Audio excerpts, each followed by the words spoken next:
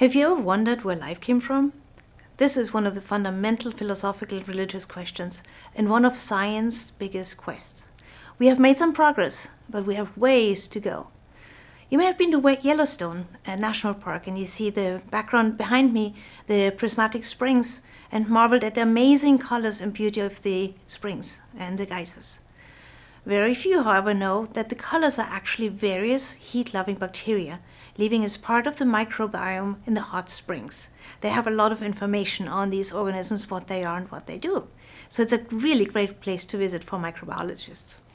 One famous member of the community is Thermus aquaticus, which you may know as a part of your polymerase chain reaction, or PCR, that uses its thermostable DNA polymerase to make copies of DNA during the amplification process. It's called Taq polymerase, obviously. And Yellowstone is one of my favorite places in America, and I could visit all the time. It's fascinating. The picture behind me I took at Lake Mono at the eastern edge of California, and it's a really cool place as well. It's North America's oldest lake, and it was formed over 760,000 years ago. It's got really high salinity and has lots of halobacteria, salt-loving bacteria, which are archaebacteria as well. The little things sticking out of the water, they're called tufa towers, and they're limestone formations. They have a really unique ecosystem, and they have brine shrimp or sea monkeys and alkali flies as well. So it's a really cool ecosystem. And, worth visiting. A lot of people don't even know that it exists, but NASA and other places use it to study the origins of life. So why do I care about this topic? Well, it goes back to a long time ago when I studied microbiology in Regensburg at the university. My professor was Karl Stetter, and you can see him on the left here. He was one of the first people to identify and characterize and grow deep sea vent bacteria. And it was at the very early time of his career, and he was just so excited about the topic that it was absolutely infectious. And he is definitely the reason why I'm here today talking about microbiology and why I teach at the university about microbes. So the Karl Stetter discovered the Nanoarchaeum equitans, which is an archaean from the deep sea vents of Iceland, and it also has the smallest free living organisms of genome. All right, so let's put the pieces together. Karl Stetter and Carl Woese actually worked together. I don't know if you know Carl Woese, but he rewrote evolution as we know it today.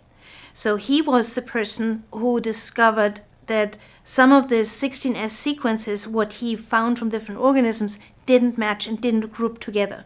So he came up with the idea that there's a third kingdom, the archaebacteria. So we've got the eubacteria, the archaebacteria, and the eukaryotes. That's sort of the three main groups, and he was the foundation to do that.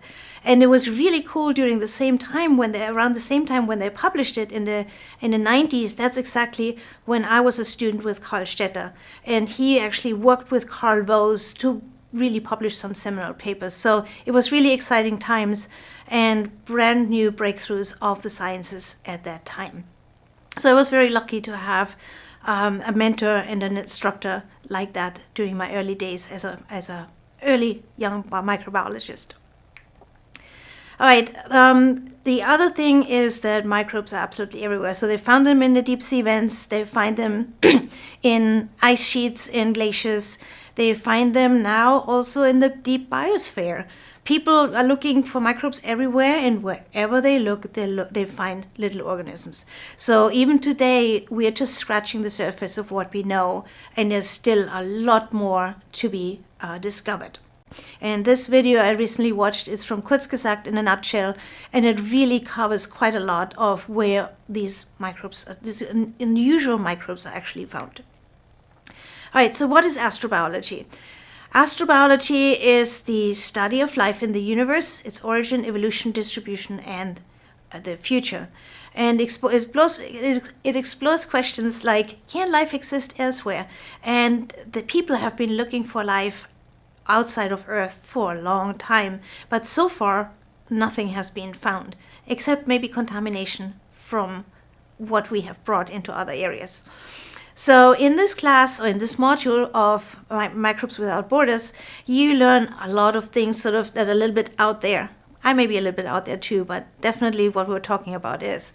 So early Earth conditions and how they supported life, chemical steps and challenges, how extremophiles reveal life's resilience, and how microbes shape the Earth and the biosphere. So a lot of times is when you have, for example, a volcano and there's no life at all because everything got killed off.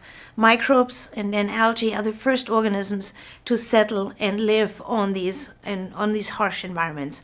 And it's absolutely incredible what resistance mechanisms and what methods of nutrition these microbes find as well. So you'll explore some of these organisms as a part of your activity in this module. All right, do we contaminate space? I think I gave this away a second ago. Yes, spacecrafts carry microbes. We have microbes in and on us all the time. We can't get rid of it or bleach it. So these organisms play a really important role as well. But yeah, we find microbes in space, but the ones we found so far were actually brought by humans. In 2019, there was an interesting incident where they studied tardigrades, or water bears, and who are very resistant to outer space. But they studied them on a spaceship and it crashed into the moon. So we may find tardigrades on the moon if we get back and look again. So, but yeah, it's a journey and we will explore it. So we care about it because it is the Earth's origin. The first life forms were bacteria, no doubt about that. And that was about more than 3 billion years ago. So we have a lot to learn from these organisms. And how we understand them, we can also take advantage or use some of their enzymes and their skills and tools to make medication or improve maybe production or the degradation of plastics and other things as well. So there's lots of opportunities as well.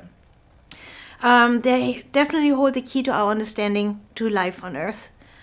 Because they are single-celled organisms, yet very incredibly adaptable to the different environments. And they guide our search for life on other planets, and they tell the story of life on Earth and beyond. So we'll see what we can find in the future, but meanwhile, we're going to explore what's out there. And as always, because little things make big things happen. So thanks for watching.